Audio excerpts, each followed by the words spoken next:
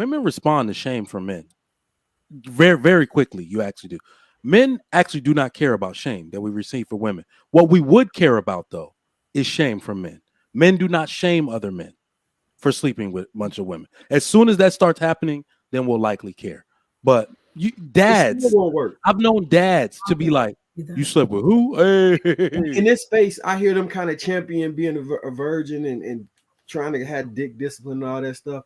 I absolutely had none of that when I was in college. I keep it real. I enjoyed myself to the utmost. And when I hear them talk about that stuff, I laugh and be like, y'all niggas missing out. I don't know what to tell you. Like none of that is gonna shame me. So I'm gonna jump in, right? Because I hear what the gentlemen are saying, and I also hear what Mistaken is saying. The majority of religions encourage chastity for both men and women, right? If we're looking at just the scriptures, whether it's the Bible, the Torah, the Quran, whatever scripture that you look at, chastity is important for both men and women. In Islam, like there is a direct ruling from the scholars that very, very heavily expresses that, you know, chaste men should be with chaste women. That if you are not a chaste man, then, you know, your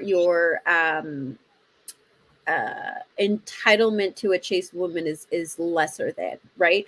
Did you just call our dicks dirty? Is that what you just did? You said we in the eyes of God, right? But here's the thing, right? There's and this is what I was saying to you earlier, Mistaken. There is the ideal, and then there is the reality that we live in. Agree. The ideal exists, right? The ideal is that people stay virgins until marriage, right? However, that I don't know of a time where that has actually been a reality for people, right?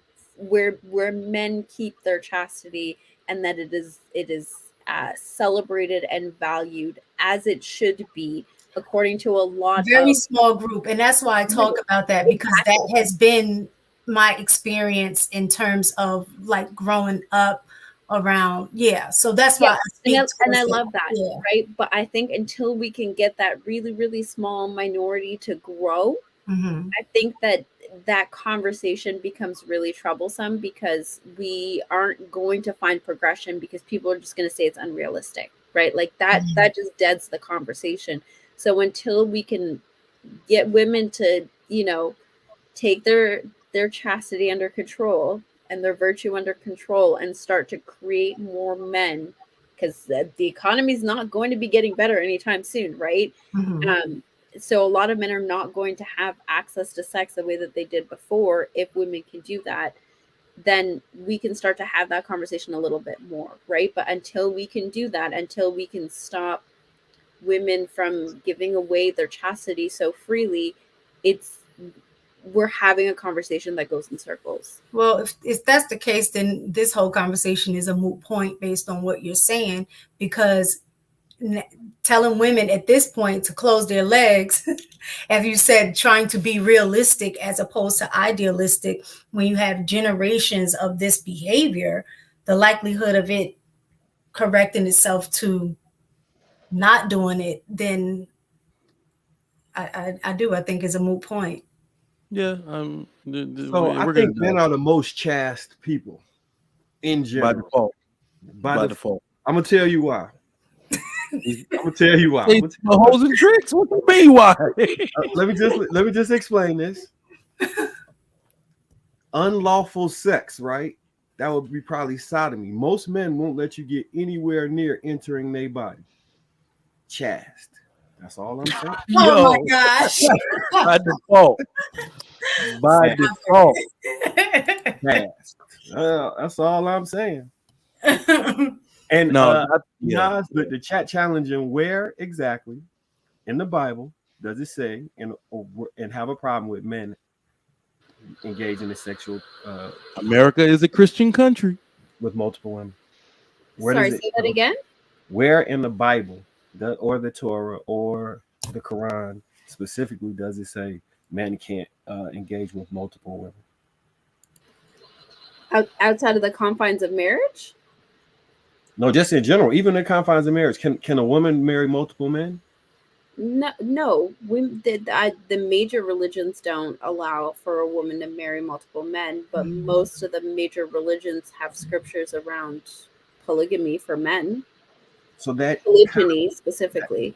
that So proves that men are.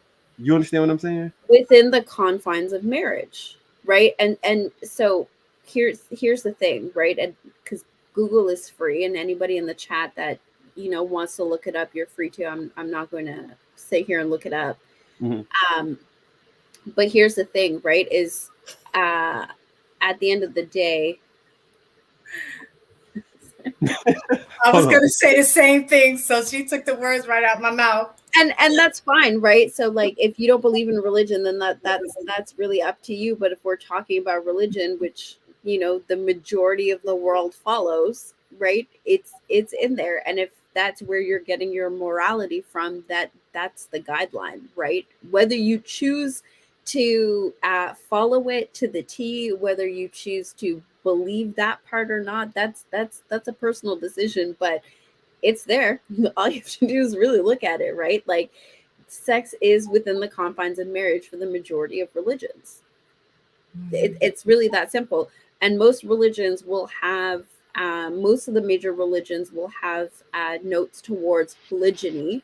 That is where a man is able to have multiple wives, right? Not multiple sexual partners, multiple wives that he can have sex with, right? And so sex is still in religion confined to marital. Well, Otherwise, it's called adultery. Yeah, and I think outside of the original marriage statement, because please don't quote me, I am not the most well read on the Bible or any religious text, but I think it talks about purity of the spirit and all of that stuff, which I think is in relation to sex and keeping yourself chaste for both men and women. I think that's the way I've interpreted it. Mm-hmm.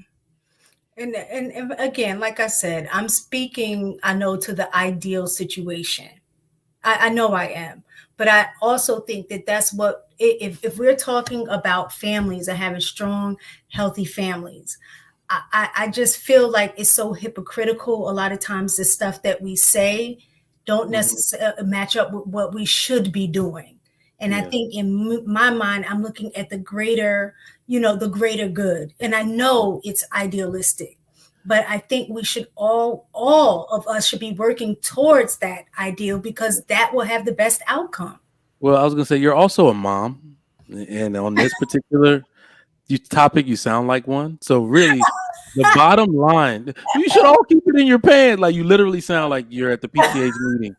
But really what it is that there are far more men with 50 bodies or more that are married men now than there are women with 50 bodies or more. But you may not know the That truth. are married women. Well, I mean, so let me. I'm just saying, I don't know. And mistaken, I will say this: the sexual experiences I had, they allowed me to be able to sit still and not be thirsty at every moment. Like, a lot of men who haven't had some of the experiences can be tricked about their home because they are like, oh, it's something new that I've never experienced. It's not much that I feel like I'm gonna experience that I've never experienced before. So